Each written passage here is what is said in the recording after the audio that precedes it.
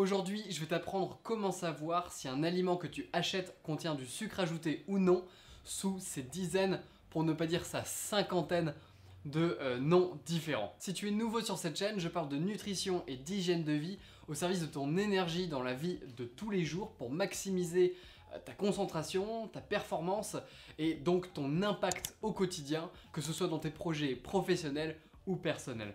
Alors le problème c'est que je sais pas si tu es au courant, mais le sucre existe sous des myriades de noms différents. Il y en a vraiment beaucoup, peut-être que tu t'y retrouves plus du tout, tu as entendu dire que c'était pas forcément bon pour toi, j'en ai notamment parlé dans une de mes vidéos, donc tu sais que tu voudrais plus ou moins l'éviter, mais tu es peut-être un petit peu paumé, peut-être que tu fais partie des personnes qui, quand tu vois don sucre dans glucides, don sucre dans les informations nutritionnelles, tu penses que c'est forcément du sucre ajouté, tu sais plus trop où donner de la tête, du coup tu rentres dans une sorte de psychose où tu penses qu'il y a du sucre dans absolument tous les aliments que tu vois. Bon, c'est totalement normal, on parle beaucoup de la diabolisation du sucre, de pourquoi il faut pas en manger, mais pas forcément assez de comment le reconnaître et comment toi du coup faire les bons choix alimentaires. Aujourd'hui il faut limite un diplôme de chimiste pour faire les bons choix au niveau de ton alimentation quand tu es dans un rayon de supermarché. Et les industriels le savent, et ils en profitent parce que tu vas voir qu'il y a pas mal de noms différents, de petites astuces qu'ils utilisent pour mettre du sucre dans tes aliments sans même que tu t'en rendes compte. Je vais donc t'expliquer comment tu peux reconnaître le sucre dans tes aliments. Le but, c'est pas forcément de dire que tu vas le supprimer totalement de ton alimentation. Mon objectif, c'est vraiment que tu fasses ton choix en conséquence. Que tu ne manges pas un aliment en pensant manger simplement des légumes par exemple, sans savoir que dedans, il y a du sucre. J'ai également un petit cadeau pour toi à la fin de cette vidéo, donc reste bien jusqu'au bout. Alors dans la première catégorie, tu as tout simplement les différents types de sucre sous leur appellation propre. Donc tu as le sucre de base, tu as également sucre de canne, sucre non raffiné, sucre complet, voilà, tu as un petit peu tous ces noms-là. C'est assez explicite, c'est du sucre. N'oublie pas qu'il y a également le caramel, forcément, qui est une cuisson du sucre, et la cassonade, qui est en fait une version non raffinée du sucre de canne à sucre. Ensuite, tu vas voir tous les types de sirop. À partir du moment où il y a écrit sirop dans l'ingrédient, c'est du sucre.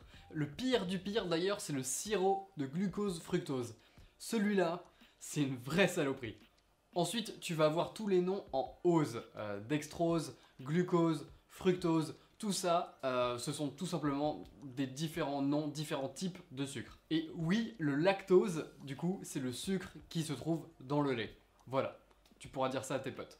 Ensuite, tu as les sucres un petit peu plus naturels.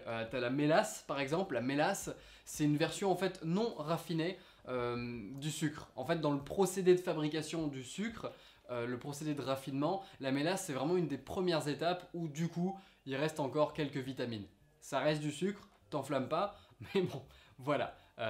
Ensuite, tu as le miel aussi, le sirop d'érable, toutes ces choses-là, qui sont a priori des sucres qui te réconfortent dans l'idée que ce sont des sucres un petit peu plus naturels, puisqu'ils existent à l'état naturel, c'est vrai, mais du sucre, c'est du sucre en fait. Donc oui, il y aura peut-être quelques bienfaits pour le miel par exemple, ou quelques nutriments, mais ça reste du sucre, et le fait d'ajouter du sucre dans des aliments qui n'en contiennent pas, ça reste un choix que tu fais pour ton plaisir et pas pour ta santé.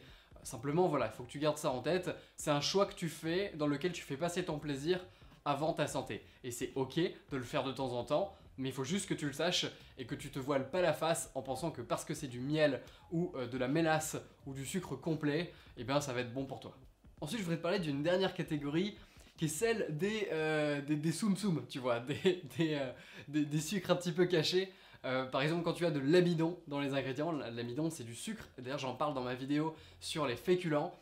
Les amidons en fait c'est tout simplement le sucre qui est contenu dans les féculents. C'est un autre type de sucre, mais ça n'en reste pas moins du sucre. Et un dernier qui est mon préféré, qui est le concentré.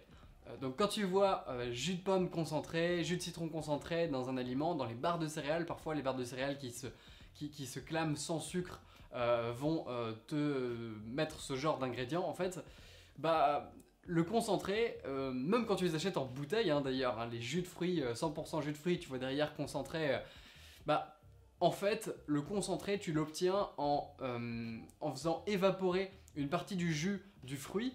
Et en fait, vu que tu as moins d'eau, tu as plus de concentration en solide, et les solides qui vont rester, ça va être le sucre. Et donc t'as pas du tout le jus comme si tu pressais une orange par exemple.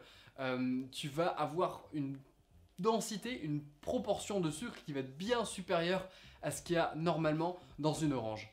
Donc tout ce qui est concentré, bah ça reste du sucre. Donc oui, je suis désolé de te l'admettre, mais tes Tropicana et autres boissons innocents 100% pur fruits, bah ils ont le droit de le dire, parce que c'est vrai, ça vient du fruit, mais il y a du concentré dedans, c'est beaucoup plus sucré que la normale, et en plus, comme t'as pas forcément les fibres du fruit, bah c'est comme un Coca-Cola en fait, pour ton niveau d'insuline, au niveau du sucre, c'est comme si tu buvais un soda. Mais je m'étends pas forcément là-dessus, je reviendrai certainement sur le sujet dans une vidéo dédiée. Ce qui se passe, c'est qu'il y a énormément de noms de sucres différents, c'est assez difficile de tous les retenir.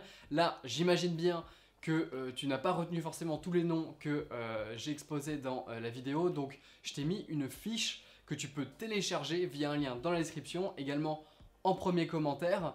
Tu peux la télécharger, voilà, n'hésite pas. Ça te fera un petit mémo pour être sûr de ne pas te tromper, que tu pourras avoir sur ton téléphone quand tu fais tes courses, pour être sûr de ne pas acheter d'aliments qui contiennent du sucre, ou en tout cas si tu le fais, bah de savoir qu'il y en a. Voilà, j'espère que tu auras appris quelque chose et que ça saura t'aider. Je te dis à très vite pour des prochaines vidéos. D'ici là, prends soin de toi, ton cerveau te remerciera.